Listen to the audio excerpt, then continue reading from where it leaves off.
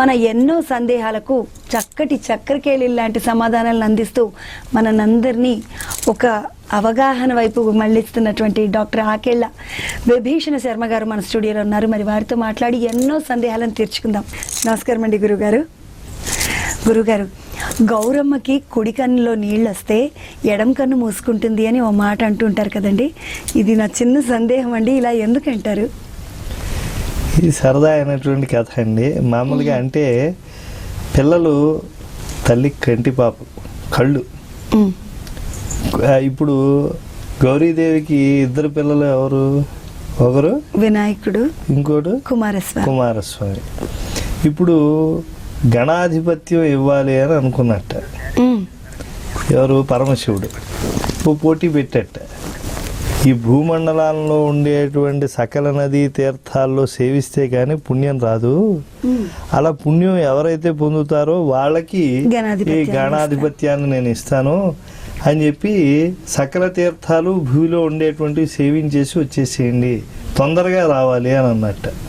యథాశాస్త్రీయంగా స్నానం చేయాలి, తొందరగా రావాలి అనేటువంటిది ఓ నిబంధన పెట్టేశాడు. ఇప్పుడు మరి విఘ్నేశ్వరుడు వాహనం ఏమిటి? ఎలుక. కుమారస్వామి వాహనం నెమలి. ఏది తొందరగా పెడుతుంది? కుమారస్వామి ఎలా ఉంటాడు? సన్నగా, చక్కగా. ఇప్పుడు 6 ప్యాక్ హైరోస్ ఉంటారే అలా ఉంటాడు అనమాట. సొలం పట్టుకుని తేలికగా ఉంటాడు ఆయన. యుద్ధాలకి వాటిలో పరశురాముడి కన్నా కూడా వేగంగా వెళ్ళగలిగినటువంటి వాడు, చాలా తేలికైనటువంటి వాయువేగంతో వెళ్ళగలిగినటువంటి వాడు, భూమిపై చాలా తేలిగ్గా ఉండేటువంటి వాడు అని చెప్పి కుమారస్వామి వర్ణనలో మనకి చెప్పడం జరుగుతుంది. మరి వినాయకుడు ఎలా ఉంటాడు? బాగా ఉండ్రాళ్ళు గట్రా తినేటువంటి వాడు, ఏమి డైటింగ్ గట్రా పాటించడు, బాగా బొజ్జ పెంచుకునేటువంటి వాడు. అందుకే ఆయన ప్రార్థించేప్పుడు ఏమంటాం? ఓ బొజ్జ గణపయ్య నీ బంటు నేనయ్య అంటూ ఉంటాం. బాగా బొజ్జ ఉండేవాడు పరిగెత్తరా అంటే పరిగెత్తగలడా. పైగా వాహనం ఏమిటి? బుజ్జి అలకమ్మ. ఈ అలక మీద ఈయన ఎప్పుడు గంగకి వెళ్తాడు, కృష్ణకి వెళ్తాడు, కన్యాకుమారికి వెళ్తాడు, అక్కడికి ఉండేటువంటి తీర్థాలన్నీ సేవిస్తాడు, ఇక్కడికి వస్తాడు పాపం ఆయన. కాబట్టి వెంటనే ఆయన బాధపడ్డట. మరి కుడికన్ను గౌరీదేవికి ఎవరు? వినాయక స్వామి కదా. కాబట్టి ఆ కంటంపటి నీరు వచ్చింది. వెంటనే అమ్మవారి కళ్ళు దయతో నిండి ఉంటాయండి. ఎప్పుడు చూడండి, మన శంకర భగవత్పాదుల వారి స్తోత్రాలు కానీ ఇతర ఆచార్య స్తోత్రాలు కానీ కళ్ళనే ఎక్కువగా అభివర్ణించటం. ఆ కళ్ళ ద్వారా అమ్మ దయతో, అమ్మ నీ కడగంటి చూపు నాపై ప్రసరింపచేయమ్మా, నా సమస్త దరిద్రాలు కూడా దూరం అయిపోతాయి.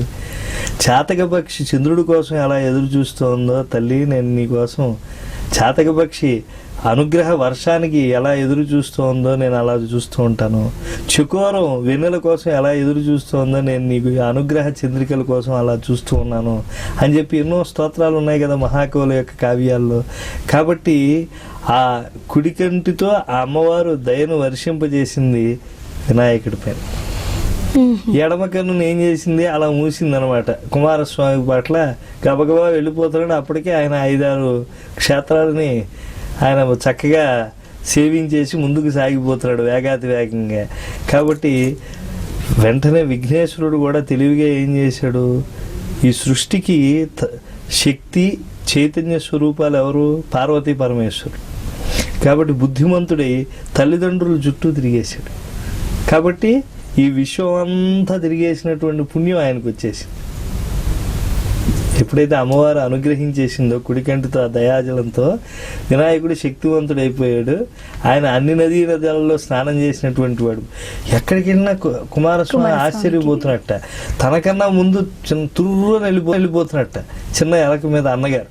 ఇదేమిట అన్నగారు ఒక చోట నుంచి చోటకి రావాలంటే జామ పడుతుంది, ఈ తీర్థాల దగ్గరికి వచ్చేప్పుడు మాత్రం ఇలా వెళ్ళిపోతున్నాడే అని చెప్పి పాపం అలా అన్నీ సేవించుకొచ్చి అమ్మ గణాధిపత్యం అన్నగారికి ఇచ్చేయమని చెప్పి నాన్నగారికి చెప్పమ్మా అన్నట్ట. గురుగారు, అంటే కొంట ప్రశ్న అనుకోకుంటే చెప్తానండి. మరి మనిషికి పంచప్రాణాలు ఉంటాయి అంటారు కదండి. ఈ పంచప్రాణాలు అనేవి పోతే ఇక మనిషి వెళ్ళిపోయినట్టే.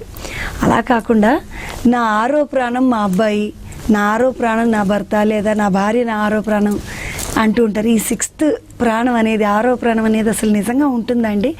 అది ఊరికే అంటే మీరు ఇందాక భాష గురించి మాట్లాడుతూ ఇలాంటి జాతీయాలు కానీ నుడికారాలు కానీ ఇలాంటివన్నీ మనం తెలుసుకోవాలి, మన భాష పట్ల మనకు అవగాహన పెరగాలి అంటే అని అన్నారు కదండి, అందుకని అడుగుతున్నాను. సరే, పంచ ప్రాణాలు ఉన్నాయి అని మీరు చెప్పారు, అవి పోతే మానవుడు ఉండడు అని అన్నారు. ఈ 5తో పాటు నాకు ఇంకో ప్రాణం ఉంది, అది 6వ ప్రాణం, అది నువ్వే అని చెప్పి చెప్తూ ఉంటారు. అంటే ఇప్పుడు చూడండి, మామూలుగా ప్రాణాలు పోయాయి అని అంటే వాడు పోతాడు. కానీ కొంతమంది చూడండి, ఇప్పుడు దూరంగా ఎక్కడో బిడ్డ పోయాడు అని అంటే ఇక్కడ చనిపోతూ ఉంటారు. కేవలం భార్యాభర్తల అనుబంధం, తల్లిదండ్రుల అనుబంధమే కాదండి, ఇష్టమైనటువంటి వస్తువు ఏదైతే ప్రాణంతో సమానంగా ప్రేమిస్తాడో అది దూరం అయితే కుక్కపిల్ల చచ్చిపోయిందని చెప్పి చచ్చిపోయినటువంటి వాళ్ళ వార్తలు మనం పేపర్లో వాటిలో చూస్తున్నామా లేదా ప్రాణప్రదంగా ఓ గ్రంథాన్ని రాస్తాడు, తన యొక్క అనుభూతిని ఒక కవితతో రాస్తాడు. అలా కవిత్వం రాస్తే ఆ కవిత్వాన్ని విమర్శిస్తే చచ్చిపోయిన వాళ్ళు ఉన్నారు. మీకు లార్డ్ మెకాలే బాస్వెల్ అని చెప్పి గొప్ప విమర్శనవేత్త ఆయన చాలా అద్భుతమైనటువంటి విమర్శ ఒకటి కీట్స్ పైన చేస్తే కీట్స్ ప్రాణప్రదంగా రాశాడు. A thing of beauty is joy forever అంటారే, ఆ రచయిత గొప్ప కీట్స్ అనేటువంటి వాడు చిన్న పసిప్రాయంలో అతను అంత అద్భుతమైన రచన చేసినటువంటి వాడు ఈ బాస్వెల్ లాంటి పెద్దవాడు విమర్శిస్తే ఆ విమర్శకి తట్టుకోలేక ఒక శరం యొక్క ఘాతము తగిలితే ఒక పక్షి ఎలా అయితే గిలగిలా పడిపోతుందో అలా పడిపోయి ఆయన చచ్చిపోయాడు. కాబట్టి నాకు 6వ ప్రాణం అంటే 5 ప్రాణాలే ఉన్నాయి, 6వ ప్రాణం లేదు అని అనుకోకూడదు. ఈ పంచ ప్రాణాలతో మనిషి ఉంటాడు. ఈ పంచప్రాణాలు పోవటానికి కారణభూతమైనటువంటిది, మనిషికి ప్రీతిపాత్రమైనటువంటిది ఒకటి ఉంటుంది. అది ఏమిటో మనం తెలుసుకోవాలి. ఇప్పుడు అర్జునుడు యుద్ధం చేయనంటాడు, పరమాత్మ కృష్ణుడు ఒక మాట అంటాడు, అకీర్తించాపి భూతాని మరణాత్ అతిరిచ్యతే. అయ్యా, నువ్వు మరణం కన్నా భయంకరమైనటువంటిది ఇంకోటి లేదనుకుంటున్నావు అర్జున, నేను చెప్తున్నాను విను. క్షత్రియుడు నువ్వు, పరాక్రమంతో బతికుండాల్సినటువంటి వాడివి. నువ్వు కనుక అకీర్తిని కనుక పొందావు అనుకో, చెడ్డ పేరు కనుక పొందావు అనుకో, వెంటనే నువ్వు చనిపోయినటువంటి వాడు కన్నా కూడా దుర్భరమైనటువంటి వేదన పొందుతావు తర్వాతి కాలంలో. కనుక నువ్వు లే, యుద్ధాన్ని చేయి.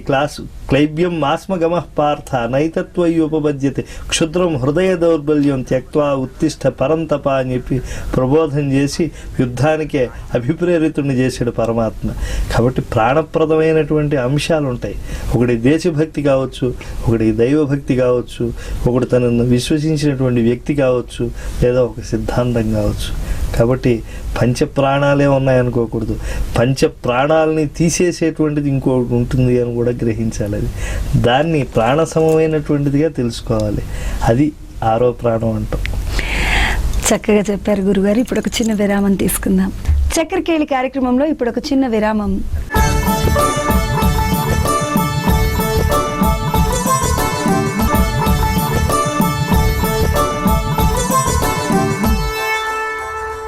విరామం తర్వాత చక్రకేళి కార్యక్రమానికి తిరిగి స్వాగతం.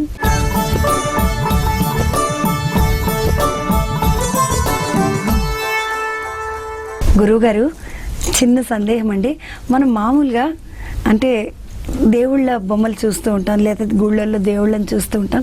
అప్పుడు ఏంటంటే దుర్గామాత దగ్గర త్రిశూలం కానివ్వండి, రామచంద్రుడి దగ్గర బాణము ధనుస్సు కానివ్వండి, శివుడి దగ్గర త్రిశూలం కానివ్వండి, ఇలా దేవుళ్ళకి ఆయుధాలు ఉంటాయి. ఈవెన్ పరశురాముడి దగ్గర గండ్రగొడ్డలి ఆయుధాలు ఉంటాయి. ఈ దేవుళ్ళ దగ్గర ఈ ఆయుధాలు ఉండడం అనేది ఎంతవరకు నిజమండి? అంటే భగవంతుడి యొక్క కర్తవ్యం ఒకటి దుష్ట శిక్షణ, శిక్ష రక్షణ, శిష్ట సంరక్షణ, ధర్మ పరిపాలన అనేటువంటిది. మరి దుష్టుని శిక్షించాలి అని అంటే ఆయుధాలు ఉండాలి. అంటే కొన్ని అవతారాలను బట్టి ఆయుధాలు ఉంటాయి. ఇప్పుడు నరసింహస్వామిగా ఉన్నాడు అనుకోండి, ఆయన దగ్గర ఏమన్నా ఆయుధం ఉందా? ఆయన గోళ్ళే ఆయుధం అంతే. అలాగే రాముడు అనుకోండి, ధనస్సుతో ఆయన యుద్ధం చేశాడు. మరి ఆయన వరాహ అవతారం ఎత్తినప్పుడు ఏం చేశాడు? ఆయన కోరతో గురి చేశాడు. కాబట్టి భగవంతుడు ఇంద్రియాలతో నిమిత్తం లేనటువంటి వాడండి. ఊరికే ఆయా రూపాలతో మనం భావన చేసుకోవడానికి సాకారాలని ఏర్పరచుకున్నాం. మనం ఆయుధాలు ఇవన్నీ పురాణాలు అభివర్ణించి మనకి ఆ తత్వాలను తెలియజేసే వాటిని మనం విశ్వసిస్తూ ఉన్నాం. మనకి సాకార పూజ ఎప్పుడూ కూడా ఉండాలి. నిరాకార పూజ, సాకార పూజ ద్వారా తర్వాత నిరాకార పూజ వస్తుంది, నిరాకార పూజ వచ్చాక సాకార పూజ వదిలేయాలి అని అనుకోకూడదు. అలా అయితే మా తాతగారు శాలిగ్రామాలను నాకెందుకు ఇస్తాడు? కాబట్టి సాకార పూజ ఉండాల్సిందే. శాలగ్రామమయుడిగా విష్ణు ఉన్నాడని చెప్పి మనం ఆ సత్యాన్ని గ్రహించాల్సిందే. ఈశ్వరుడు లింగ రూపంలో ఉన్నాడని గ్రహించాల్సిందే. త్రిశూలం ఆయనకు ఉంది అని గ్రహించాల్సిందే. అయితే వాటికి ఒక తత్వం ఉంటుంది, మహత్వం ఉంటుందని గ్రహించాలి. ఇప్పుడు త్రిశూలం ఉందనుకోండి, 3 మొనలతో ఉంటుంది. దాని తెలుగులో చెప్పారనుకోండి, త్రిశూలాన్ని ఏమంటారు? ముమ్మొనరాలు అంటారు. ఇప్పుడు మానవుడికి 3 గుణాలు ఉంటాయి. ఏమిటవి? సత్వం, రజస్సు, తమస్సు. ఈ 3 దూరమై శుద్ధ సత్వగుణం రావాలి అని అంటే ఆ శరఘాతం మనమే తగలాలి. బాణం ఉంటుంది, ఆ బాణం మనల్ని పుడుచుకుని మన ప్రాణహరణం చేస్తే మనకి ప్రాణం పోతుంది. అలాగే మన అహంకారం అనేటువంటి ప్రాణం పోవాలంటే భగవద్ ఆయుధం మనకి కావాలి. కాబట్టి ఈ ఆయుధాలకి కూడా పూజ చేయటం అనేటువంటిది. వాటిపైన కూడా గొప్ప రచనలు చేసినటువంటి వాళ్ళు ఉన్నారు. రామబాణం పైన పద్యాలు చెప్పినటువంటి వాళ్ళు ఉన్నారు. శివుడి త్రిశూలం పైన రాసినటువంటి వాళ్ళు ఉన్నారు. ఈ ఆయుధాలన్నీ కూడా ఇవేవో ఎవరిని చంపడానికనే కాదండి, ధర్మకార్యాలకు కూడా వినియోగింపబడతాయి. ఇప్పుడు కాశీ పురాణ నగరి అంటారు. ఈ ప్రళయం కాలం వచ్చేసినప్పుడు పుణ్య నదులు, తర్వాత ప్రాకృత జలాలు ఉంటాయి, అన్నీ కలిసిపోతాయి. అప్రాకృత జలాలు, ప్రాకృత జలాలు అన్నీ కలిసిపోతాయి. కలిసిపోయినప్పుడు మరి పురాణ నగరి అయినటువంటి పవిత్రమైనటువంటి కాశీ మునిగిపోకూడదు కదా. అందుకని త్రిశూలంతో గుచ్చి కాశీని అలా పైకెత్తాడు శివుడు. కాబట్టి కాశీ ఎప్పటికీ కూడా అది పవిత్రంగానే ఉంటుంది. అది మహాశ్మశానం, అవిముక్త క్షేత్రం. మణికర్ణికాది తీర్థాలతో ఉండేటువంటి గంగానది విరాజమానమైనటువంటి శివుడికి ప్రీతిప్రదమైనటువంటిది. అన్ని కాలాల్లో విద్యకి, అన్ని కాలాల్లో ధనానికి, అన్ని కాలాల్లో వైరాగ్యానికి, అన్ని కాలాల్లో అనేక విధములైనటువంటి గొప్ప తత్వములకి, శక్తులకు నిలయమైనటువంటి కాశీ ఎప్పటికీ కూడా అది ప్రళయంలో మునిగిపోదు. కాబట్టి దాన్ని ఆ మహాప్రళయంలో కాశీ మునిగిపోకుండా ఎత్తినటువంటి త్రిశూలం ఆయుధమే కదా. అది ఏమన్నా చెడ్డదానికి వాడిందా? ధర్మకార్యానికి వాడిందే కదా. ఇప్పుడు పాశుపదాస్త్రం ఉంది, దాన్ని అర్జునుడు పొందాడు. పొందిన తర్వాత దాంతో ప్రాణహననం చేయలేదు. ఆ పాశుపదాస్త్రంతో ఆ శిరస్సుని, సైంధవుడి యొక్క శిరస్సుని తీసుకెళ్ళి వాడి తండ్రి ఊళ్ళో పడేట్టుగా చేశాడు. అంటే ఒక చోట నుంచి ఒక చోటకి తీసుకెళ్ళటానికి కొరియర్లా వినియోగింపబడింది పాశుపదాస్త్రం. సుదర్శనం ఉంది, అది కాంతికి అడ్డుపడింది వెళ్ళి పైకి వెళ్ళి. అంటే తన కాంతి చేత ఇంకా ఎక్కువ కాంతి వచ్చేట్టు చేసి సాయంకాలం అయిపోయింది అనేటువంటి భ్రాంతి కౌరవులకు వచ్చేట్టు చేసింది. కాబట్టి మన ఆయుధాల్లాగా ఆ పరమాత్మ ఆయుధాలు ఉన్నాయి, మన అవయవాల్లాగా పరమాత్మ అవయవాలు ఉన్నాయి. ఇవన్నీ మనం భావన చేయకూడదు. వాటి శక్తులు, మహత్తత్వము గొప్పది. పరమాత్మ ఇప్పుడు మనం నోటితో ఇలా తినాలి, ఇలా చేత్తో ఇలా తీసుకుని అలా నాకటం, ఇలా భక్ష్యాలు, భోజ్యాలు, లేహ్యాలు ఒకటి ఇలా విరుచుకు తినేవి, ఇలా నాకేవి, ఒకటి ఇలా పోసుకునేవి ఇలా ఉన్నాయే, ఇలా మనం చేత్తో చేస్తాం. పరమాత్మ విరూపాక్షుడు, అన్య అంగాలతో అన్ని రకాల పనులు చేయగలడు ఆయన. శయ్యానో యాతి సర్వత, పడుకున్నా అన్ని చోట్ల, ఆసీన సర్వం రజతి, కూర్చున్నా ఎక్కడికైనా వెళ్ళగలడు ఆయన. ప్రసాదం ఉందనుకోండి, నవై దేవాహ అశ్నంతి నా పిబంతి దృష్ట్యా తృప్యంతి, అలా చూశారనుకోండి అదంతా ప్రసాదం అయిపోతుంది. వాళ్ళ కంటి చూపు పడిందంటే వాళ్ళు దాన్ని స్వీకరించినట్టుగా పవిత్రత వచ్చేస్తుంది. నిజంగా పరమాత్మ కుంభాలు తినేస్తే మన వాళ్ళు పెట్టుకెళ్ళి ప్రసాదాలు పెడతారేమిటి? పెట్టరు కదా. ఇన్ని ప్రసాదాలు కొన్ని దాచిపెట్టేస్తారు. కాబట్టి భగవంతుడు అన్ని అంగాలతో అన్ని పనులు చేయగలడు, ఆయుధాలు లేకపోయినా చేయగలడు. ఇది ఒక విలాసం కోసం, భక్తుల యొక్క అభ్యుదయం కోసం, వారి యొక్క మనసులో ఒక సంరక్షణ ఏర్పడటం కోసం ఒక్కొక్క ఆయుధానికి ఒక్కొక్క స్తోత్రం ఉంది. విష్ణు పంచాయుధ స్తోత్రాలు, శివుడి త్రిశూల స్తోత్రం, అమ్మవారి త్రిశూల స్తోత్రం, ఇవన్నీ కూడా ఉన్నాయి. కాబట్టి పవిత్ర కార్యాల కోసం ఉపయోగింపబడేటువంటి వాటిని తలుచుకుంటే కూడా బాధలు తొలగిపోతాయి అని చెప్పి ఒక రక్షణ భావం మనలో ఏర్పడుతుందని చెప్పి ఇవన్నీ కూడా చెప్పడం జరిగింది మన సంప్రదాయంలో. చక్కగా ఉంది గురుగారు, బాగా చెప్పారు. చక్రకేళి కార్యక్రమంలో ఇప్పుడు ఒక చిన్న విరామం. విరామం తర్వాత చక్రకేళి కార్యక్రమానికి తిరిగి స్వాగతం.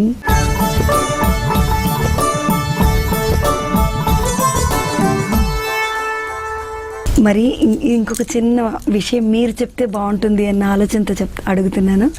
పీక కట్టుకుని బిడ్డను ప్రయోజకుడిని చేస్తుంది తల్లి అంటుంటారు కదండి. అంటే అమ్మ అన్నం తినుకున్నా పర్వాలేదు, బిడ్డని వాడికి అన్నం పెడుతుంది బిడ్డకి అన్న ఆలోచన. అటువంటి అమ్మ గురించి ఒక్కసారి ప్రేక్షకులకి ఏదైనా చెప్పండి. పీక కట్టుకుని బిడ్డను ప్రయోజకుడిని చేస్తుంది అమ్మ అని అంటే కేవలం తన కడుపు కట్టుకుని ముద్ద పెడుతుందనే కాదండి, కంటికి రెప్పలా బిడ్డను సంరక్షిస్తుంది. అంటే కేవలం అన్నం పెట్టడమే కాదు, లోకంలో అన్ని విధాలా తీర్చిదిద్దేటువంటి తల్లే.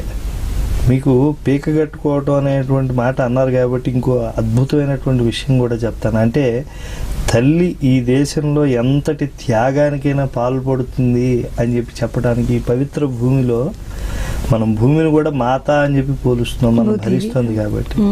అంటే మాతతో పోలుస్తున్నాం అంటే పోల్చబడేటువంటి ఆ వస్తువు దేనితో పోలుస్తున్నామో దానికన్నా తక్కువనే కదా. ముఖం చంద్రుడిలా ఉంది అని అంటే చంద్రుడి గుండె ఆహ్లాదం ఈ ముఖానికి లేదనే కదా అర్థం. అంటే అంతటి ఆహ్లాదం ఉంది ఇంచుమించుగా అని చెప్పడం పోలిక. వాడు రాముడు అంతటి వాడు అంటే రాముడు అంతటి వాడైతే వీడు రాముడితో ఎందుకు పోలుస్తారు? వీడితో రాముడినే పోలుస్తారు కదా. అలాగే భూమిని కూడా భూమాత అని అంటున్నారంటే భూమి కన్నా గొప్పది ఎవరిది సహనం కలిగింది?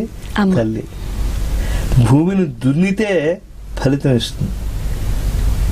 మనం అడగకుండానే అన్నం పెట్టేటువంటిది అమ్మ.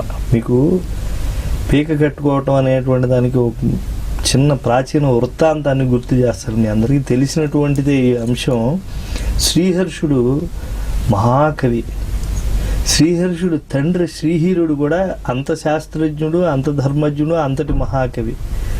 కానీ శ్రీనిధి అనేటువంటి తన బావమరిది అంటే సొంత భార్యకి సొంత సోదరుడైనటువంటి వాడు శ్రీనిధి శ్రీహీరుడికి వాడి చేతిలో ఓడిపోయాడు. అయితే ఆ రోజుల్లో శాస్త్ర చర్చలు, తర్కశాస్త్రాదులు చర్చ జరిగాయి అనుకోండి, గెలుపు ఓటములు అనేటువంటివి చాలా ప్రాణప్రదంగా, ఈరోజు కోడి పందాలు గట్రా జరుగుతూ ఉంటాయి చూసారా, ఆ స్థాయిలో జరిగేవి పండిత పరిషత్తుల్లో. ఇప్పుడు అన్ని శాస్త్రాలు నేర్చుకున్నటువంటి వాళ్ళు వీళ్ళు. అయితే వాడికి మంత్రశాస్త్రం కూడా వచ్చు ఆ బావమరిది శ్రీనిధికి. వాడు ఏం చేశాడు, మంత్రశాస్త్రం చేత వాక్ అనేటువంటి బంధింపజేసి వాడు మాట్లాడేసి వీడికి మాట రాకుండా చేసేసి బావగారికి ఓడించేశాడు. ఈ ఓడిపోయినటువంటి వాడికి శిక్ష ఏమిటో తెలుసా అండి? వాళ్ళిద్దరూ పెట్టుకున్నది గుండు కొట్టించుకుని గాడిదని ఎక్కి చెప్పుల దండ మెళ్ళ వేసుకుని ఊరంతా ఊరేగాలి. ఆయనో రాజ్యానికి రాజు, ఈయనో రాజ్యానికి రాజు.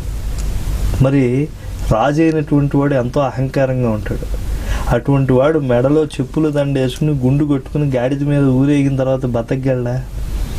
భార్యను పిలిచాడు, నీ తోబుట్టు శాస్త్రంలో నన్ను మంత్రం చేత వాక్స్తంభనం చేసేసాడు, నన్ను ఓడించేశాడు, నన్ను ఓడించేసేసి అవమానం పాలు చేసేసి ఇప్పుడు నన్ను విడిచిపెట్టాడు. అకీర్తించాపి భూతాన్ని మరణాది అతిరిచ్యతే. అకీర్తి కన్నా దుఃఖకరమైనటువంటిది ఏమీ లేదు అని కృష్ణ పరమాత్మ చెప్పాడు.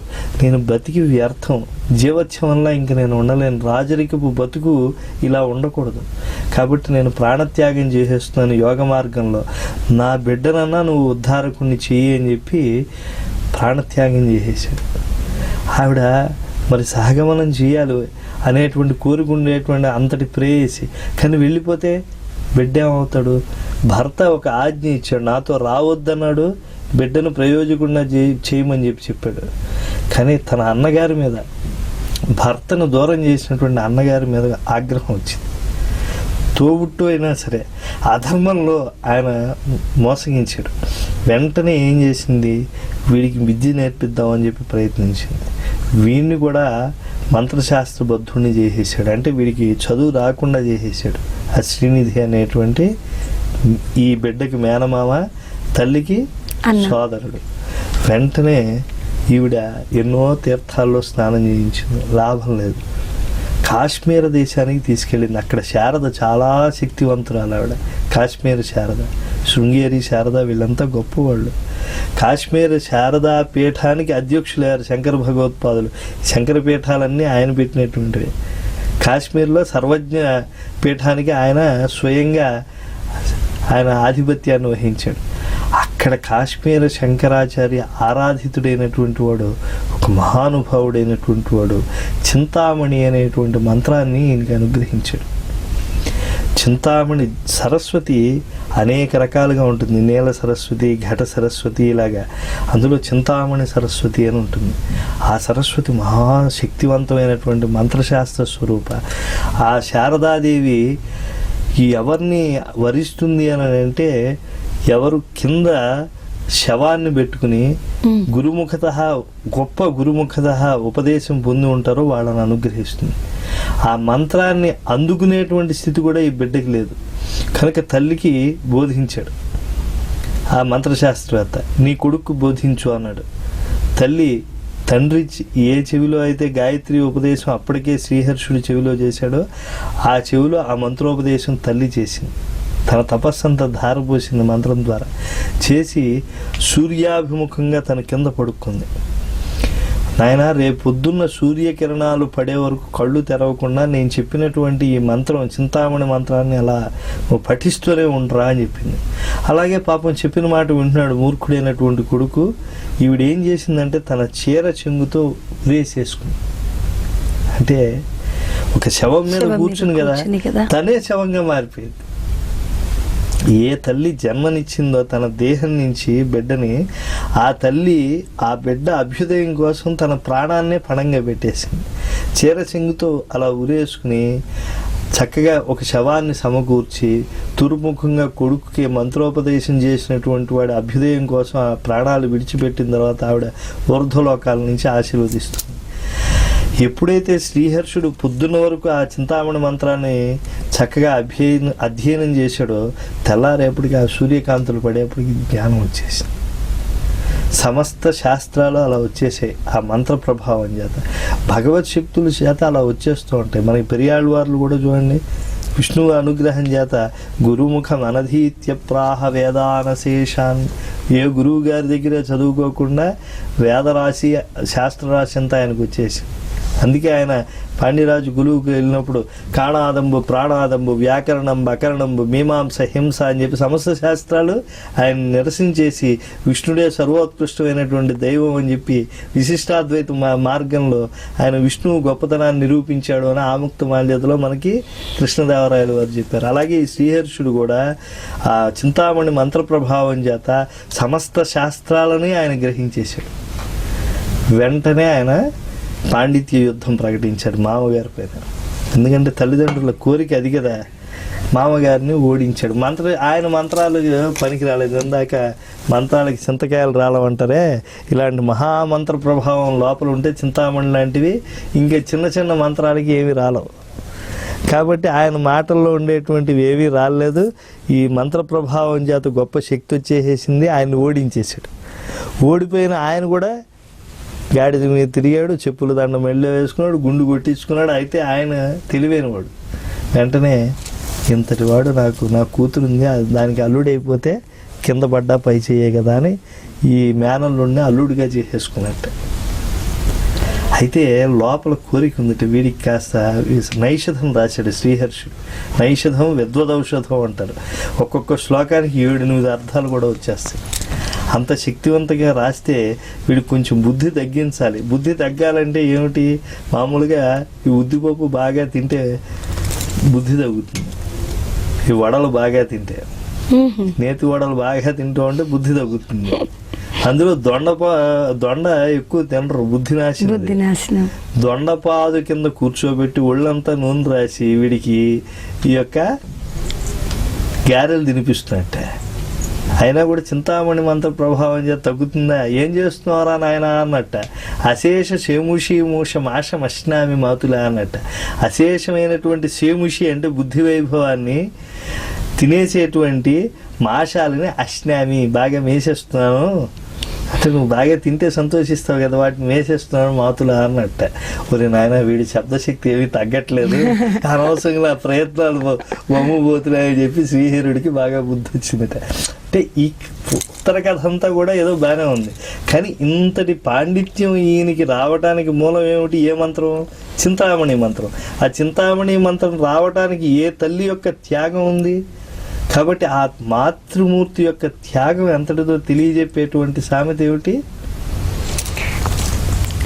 తల్లి మెడగట్టుకునైనా కొడుకు తల్లి పీక కట్టుకునైనా బిడ్డను కాపాడుతుంది అని చెప్పి మీరు చెప్పినటువంటిది. కాబట్టి తల్లి రుణం తీర్చుకునేటటువంటి స్థితి ఈ దేశంలో లేదండి ఎవరికి. మాతృమూర్తి పైన మాట్లాడాలంటే అది ప్రసంగం అవుతుంది, కానీ ఓ ప్రశ్నకి సమాధానం కాదు. మంచి ప్రశ్న అడిగారు. ఇది అమృతోపమా చక్రకేళి ప్రశ్నగా నేను భావిస్తున్నా. గురుగారు నిజంగా చక్రకేళి లాంటి నివృత్తుల్ని ఇచ్చారండి మా సందేహాలన్నింటికి. ధన్యవాదాలు గురుగారు. ఇదండి ఇవాళ చక్రకేళి కార్యక్రమం. ఇలాంటి చక్రకేళిల్ని గురుగారు చాలా చాలా ఇస్తూనే ఉంటారు. మనం ఆ చక్రకేళిల్ని ఇక్కడ అంటే మన బుర్రల్లో పదిలపరుచుకుని మనం కూడా చక్కగా జ్ఞానాన్ని పెంచుకోవచ్చు. మరి చక్రకేళి కార్యక్రమంలో మళ్ళీ కలుసుకుందాం. అంతవరకు సెలవు. నమస్కారం.